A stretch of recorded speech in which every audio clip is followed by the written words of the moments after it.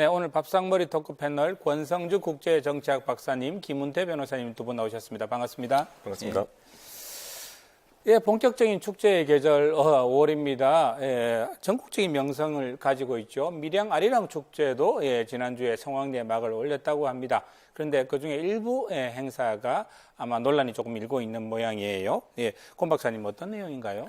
이 밀양 아리랑 대축제 주요 프로그램입니다. 네네. 아랑교수 선발대회라고 있는데요. 그 대회가 이 논란의 중심에 섰습니다.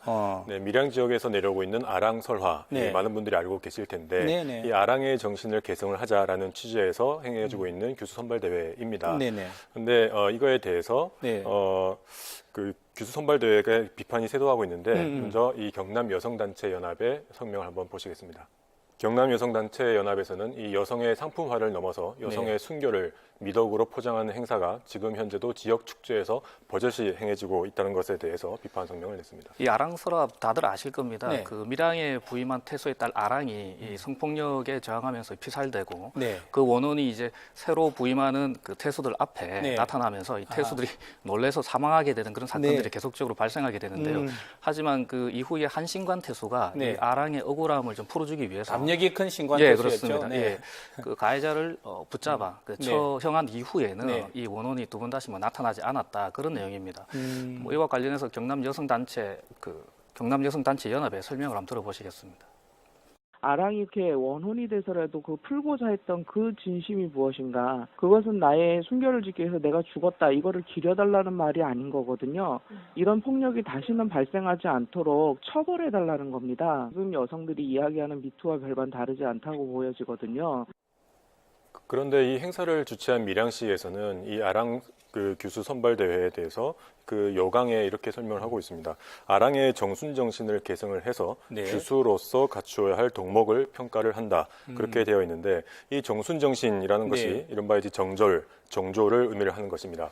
그런데 여성단체에서는 이 아랑 정신이라는 것이 어떤 여성의 순결을 평가를 하는 것이 아니라 네. 어떤 그 잘못된 폭력에 대한 벌, 그러니까 네. 권선징악적인 것에 더 이 초점이 맞춰져야 된다. 그렇게 주장을 하고 있습니다. 이 여성단체의 주장을 보면 어떻게 보면 지금 아랑의 정신이 그 성폭력에 대한 어떤 저항, 문제 제기 뭐 이런 미투와도 맞닿아 있다. 아마 이런 주장을 하시는 것 같아요. 그런데 전혀 다르게 지금 밀양에서는 순결을 지켜라 뭐 이런 의미로 해석을 하고 있다. 이런 문제의식 같은데 실제 선발대회 내용은 어떻습니까? 그 한번 살펴보면 네. 이 주최 측이 밝힌 내용인데요. 그 총 선발 배점 500점이 네. 필기 100점, 그리고 네. 절가 예절이 100점, 그리고 뭐 다가상 차림이 100점, 네. 그리고 이제 발표가 100점, 그리고 장기 자랑이 100점 이렇게 500점으로 구성이 되어 있습니다. 네. 이 다가상 차림에는 뭐 과일 깎기 등의 항목도 이렇게 포함이 되어 있다고 하는데요. 아하, 네. 사실 이 대회가 1964년부터 시작된 상당히 오래된 대회입니다. 네. 그러다 보니 과거에 이제 흑백 영상을 보시면 그 바느질 솜씨를 보는 화면이 나오네요. 예, 그렇습니다. 그 네. 바느질 솜씨를 보는 심사도 있었다고 합니다. 그 이런 평가를 통해서 이제 진선미, 정숙이 5명의 아랑과 그리고 10명의 모범 교수를 선발하게 되는데요. 네. 이분들은 이제 향후에 이제 밀양의 특산물이죠. 그 얼음골 사과 네. 등의 홍보대사 등으로 이제 활동을 하게 된다고 합니다. 예. 사실 뭐 이게 과일 깎기가 전통 개성이다 하기에는 다소 조금 무리가 있어 보이긴 합니다. 시대착오적이다 아니다 전통에 대한 개성이다 이런 논란이 있고 또 시선이 나뉘는 것 같은데 우리 이제 시민들 말씀 한번 들어보겠습니다. 원래 미인은 얼굴이 이뻐해서 미인이 아니고 바느질 솜씨라든지 이 미인이라고 속에 마음이 우러나온 게 미인이었지 아무리 겉에 얼굴만 해도 미인이 아니지 않습니까? 여성과 남성에 대한 평등이라는 그런 사회적 흐름에 가다 보니까 제 생각 같은 경우는 그런 대회가 적절하지 않다. 저는 그렇게 생각을 합니다. 억울한 부분도 있지만 여성으로서는 순결을 지켜야 당연하죠. 지켜야 된다고 생각합니다. 뭐 저는 좋다고 생각합니다. 전통적인 행사를 하면서 현대에 맞게 약간 각색을 해서 차츰차츰 변화시키게 가는 게 좋을 것 같습니다. 바꿔서 남자 과일 깎기로 바꾸면 좋을 것 같습니다. 과일은 그냥 요새는 껍질 안 까도 맛있고 과일도 그냥 빨리 깎는 방법으로 하면 좋을 것 같아요. 그게 무슨 전통의 어떤 여성상이라고 좀 생각하지 않고요. 시대에 따라 조금씩 변하는 것 같아요. 이야기 듣고 보면 참 우리 시민들이 지혜로우신 것 같아요. 과일 껍질에 영양분이 많죠. 어떻게 밀양시는 지금 어떤 입장이든가요? 그 밀양시는 이런 그 여성단체의 주장이 조금 네. 무리가 있다라는 네. 그런 입장인 것 같습니다. 이 원래 밀양시에는 뭐 3대 정신이 있다고 하는데요. 네. 충의, 지덕, 정순이라고 합니다. 아, 그래서 네. 이 3대 정신을 개성 발전시키기 위한 노력의 일환일 뿐이지 여성단체가 주장하는 것처럼 이런 정순 정신이 여성에게 뭐 성적 뭐 순결을 그런 강요하는 그런 것은 아니라고 합니다. 네. 그래서 뭐 그 밀양시 입장을 한번 들어보시겠습니다. 아랑 규수 선발대회는 61년을 이어온 밀양의 전통적인 행사로서 일반 미인 대회와는 성격이 다릅니다. 선발된 사람은 밀양의 농특산물 홍보대사로서 큰 역할을 하고 있습니다. 선발하는 규정도 여성 단체에서 주장하는 것과는 다릅니다. 품성이나 인성에 대해서 이제 선발을 하는데 주 목적인데 요즘 이제 시대상에 따라서 경영 방법을 조금씩 개선 발전해 나가고 있습니다. 과거의 기준이 61년이 된 행사라고 하니까요. 참 오래됐어요. 과거의 기준이 오늘과 다르다고 해서 무조건 없앨 수는 없는 노릇이고 오늘의 눈으로 그걸 어떻게 다시 만들어내느냐, 새로운 의미를 창출해내느냐 이런 부분도 참 중요한 것 같아요. 새로운 시대의 요구를 어떻게 반영할지 또 한번 지켜봐야 되겠습니다. 다음 주제로 넘어가겠습니다.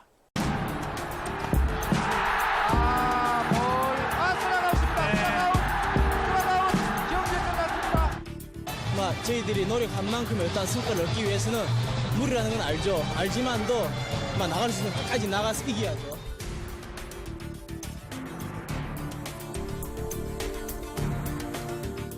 한국 프로야구사에 앞으로도 없을 아마 기록이지 않을까 싶습니다. 혼자서 한국 시리즈 4승을 한 분이죠. 최동원 선수. 예. 뭐 감히 신화라는 표현을 붙여도 지나치지 않을 것 같고요. 예. 무쇠팔 고 최동원 선수 참 대단했습니다. 네, 그렇습니다. 고 최동원 투수를 빼고는 네. 사실 한국 프로 야구사를 말하기가 어려울 것 같은데요. 83년경에 프로에 데뷔한 이후에 네. 8시즌 동안 네. 103승 74패 26세이브를 기록을 했습니다. 사실 최동원 선수가 통산 기록 면에서 보면 10위권 안에 들은 기록이 거의 없는 투수인데요. 네. 84년경 한국 시리즈 당시에 가을에 기적을 네. 만들면서 부산 야구에서는 뭐 신적인 존재가 그렇습니다. 되었습니다. 예. 이 야구를 좋아하는 저로서 여기서 한마디 좀 보태고 싶은데, 네, 정말 이 최동원 선수는 1984년도 네. 한국 시리즈 7전 4승승제이거든요. 네. 그 4선승제에서 2번의 완투승, 네. 그리고 1번의 완봉승, 네. 총 4승을 혼자서 다 그게 이끌어냈었습니다. 가능한 일입니까? 그죠? 사실 이제 그런 기록 때문에 네. 당시에는 이 선수를 너무 혹사시키는 거 아니냐, 그것 때문에 최동원 선수가 빨리 은퇴를 했다, 이런 비판도 있기는 합니다만, 네. 정말 그 당시에 그런 드라마틱한 어떤 한국 시리즈, 이런 것을 과연 다시 볼 수 있을까? 아마 다시 보기 힘든 장면이 아닐까 이렇게 봅니다. 게다가 그 이후로 26년 동안 롯데가 지금 이게 무관을 이어가고 있는 상황이라서 좀 최동원 선수가 더 그리워지는 게 아닌가라는 생각도 듭니다. 그런데 이게 최동원 선수의 동상이 요즘 수모를 당했다면서요. 이게 그래서 깜짝 놀랐다는 이야기가 전해오고 있는데 이게 어떤 내용인가요? 최동원 선수가 2011년 대장암으로 세상을 떠난 후에 네. 이를 안타까워했던 팬들이 너무나 많았습니다. 그렇습니다. 그래서 네. 그 2년 이후에 부산 사직구장에 네. 최동원 선수가 생전에 이제 공을 아주 역동적으로 던지는 그런 모습을 본던 동상이 세워졌는데요. 네. 사실 이 동상은 부산의 향토 기업가 그리고 네. 시민들의 힘으로 세워졌기 때문에 더 큰 의미가 있었습니다. 네, 그렇죠. 그런데 지난주에 14일이었는데요. 이 부산대 개교 73주년을 맞아서 네. 이 사직 야구장에서 롯데 자이언츠 매치데이 행사가 있었습니다. 네. 네, 이 행사에서 경기가 끝난 후에 이 부산대 총학생회 학생 30여 명이 네. 이 최동원 선수 동상 앞에 가서 단체 사진을 찍는 과정에서 이 불미스러운 일이 일어났는데요. 이 지금 사진에 보시다시피 이 헌화대를 밟고 올라갔는데 이 헌화대에는 이미 다른 분들이 헌화한 그 꽃들도 네. 있었다고 합니다. 아이고. 그 헌화를 이제 밟고 올라간 게 되는 거고요. 네. 그리고 그 동상에 이 비닐봉지까지 씌우는 이제 그런 만행이 일어났는데, 네, 이거를 현장에서 목격한 한 네. 야구 팬이 네. 이걸 SNS에서 올리면서 네. 이것이 상당히 큰 문제가 되었습니다. 잘못했네요. 예. 학생회에서 반응을 내놨다면서요? 네, 그렇습니다. 부산대 총학생회에서 이제 공식 SNS를 통해서 네. 사과문을 발표를 했습니다. 사과했네요. 네, 그렇습니다. 네. 최동원 선수와 롯데 자이언츠를 좋아하다 보니 그 동상 앞에서 이제 사진을 찍게 된 것인데, 네. 그렇지만 상식에 반하는 그런 행동을 한 점에 대해서는 네. 반성의 뜻을 표시를 했고요. 네. 그리고 최동원 선수의 어머니에게도 사과의 뜻을 전했습니다. 네, 이렇게 논란이 확산이 되니까 이 최동원 선수의 어머니 김정자 여사님도 네. 입장을 밝히셨는데 아하. 이 아들을 기억하고 또 기념하기 위해서 사진을 찍은 것이기 때문에 네. 그리고 이 동상이 손상이 되거나 어떤 다른 피해는 없었으니까 크게 걱정하지 말아달라 그렇게 입장을 밝히셨습니다. 그 한 가지 더 말씀을 드리면 사실 이런 일이 이번이 처음은 아니라는 겁니다. 그렇습니까? 예, 사실 비시즌 동안에 네. 이 최동원 선수 동상 앞에서 술을 마시는 사람들도 많고요. 네. 그리고 또 하지 말아야 될 일부 그런 몰지각한 행동을 하는 사람들도 들어 있다고 합니다. 아무래도 야구장 측에서 좀 더 이 동상에 대한 네. 세심한 좀 관리가 필요하지 않을까 싶습니다. 참고로 그 동상을 뭐 훼손하든지 하면 형법상 재물 손괴죄로 3년 이하의 징역에 뭐 처해질 수도 있기 때문에 네. 절대 그렇게 하시면 안 될 것 같습니다. 아, 그 처벌이 크네요. 네, 큽니다. 이 정말 많은 야구 팬들에게 행복한 시간을 선물했던 분입니다. 최동원 선수. 예, 그 최동원 선수를 생각하듯이 그의 동상도 우리가 아끼고 가꿔야 되겠죠. 자신이 운영하는 학원에 다니는 여중생과 수차례 성관계를 한 32살 A씨를 구속했습니다. 재판부는 A씨가 아직 성적 가치관과 판단 능력이 없는 10대 여중생과 성행위를 한 것은 성적 학대에 해당한다고.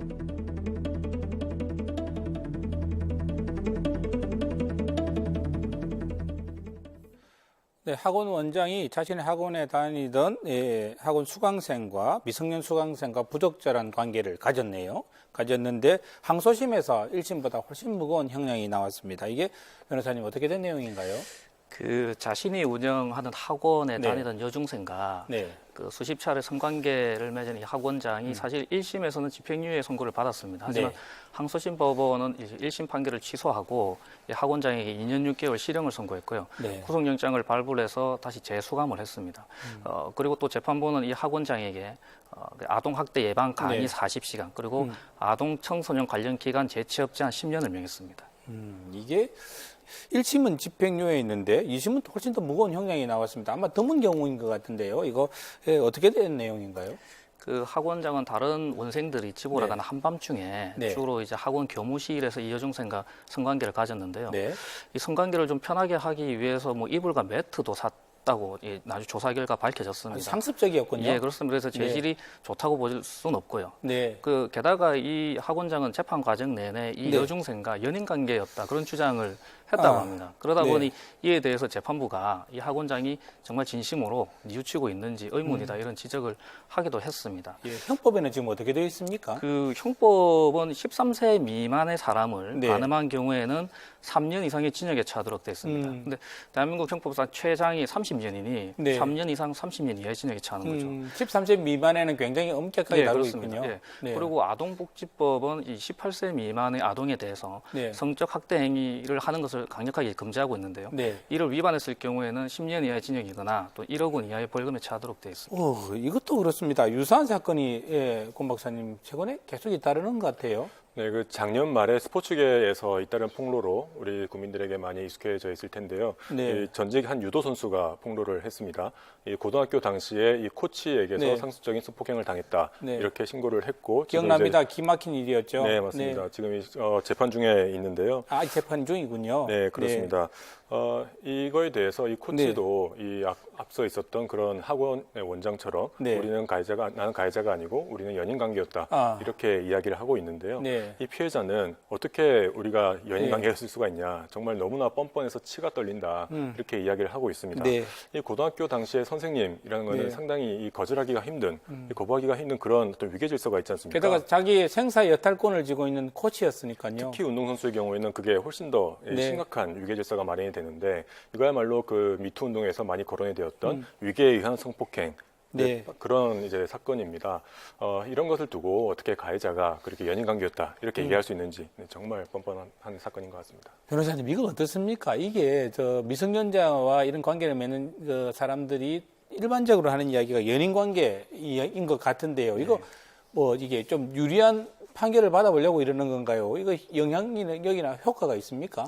사실은 이제 그렇게 볼 여지가 상당히 좀 크다고 보여집니다. 이 연인 관계를 주장하는 것은 당사자 사이에 네. 폭행이나 협박 없이 합의에 의해서 성관계를 가졌다. 이것을 이제 강조하기 위해서 그런 얘기를 많이 하는데요. 강제적인 건 아니었다. 이 예, 말이네요. 그렇습니다. 네. 그 앞서 말씀드린 바와 같이 형법상 13세 미만의 경우에는 네. 동의 없이 무조건 처벌이 가능합니다. 아. 하지만 13세 이상의 경우에는 뭐 폭행이나 협박 또는 네. 위계나 위력 이런 거 없이는 사실 처벌하기 좀 어렵기 때문에 아. 이런 주장을 하는 경우가 많습니다. 네. 그런데 이 사건의 경우를 보면 해당 재판부가 만 18세 미만의 아동의 경우에는 비록 그 아동의 동의가 있었다고 하더라도 그 동의가 성적 자기결정권의 진지한 발현이라고 볼 수 없을 경우에는 그런 성행위 자체가 성적 학대에 해당한다 이렇게 판단을 내렸습니다. 그렇기 때문에 이번 사건에서 학 원장이 연인관계라고 주장한 것은 오히려 본인에게 좀 역효과를 내지 않았을까 그런 생각이 좀 들기도 합니다.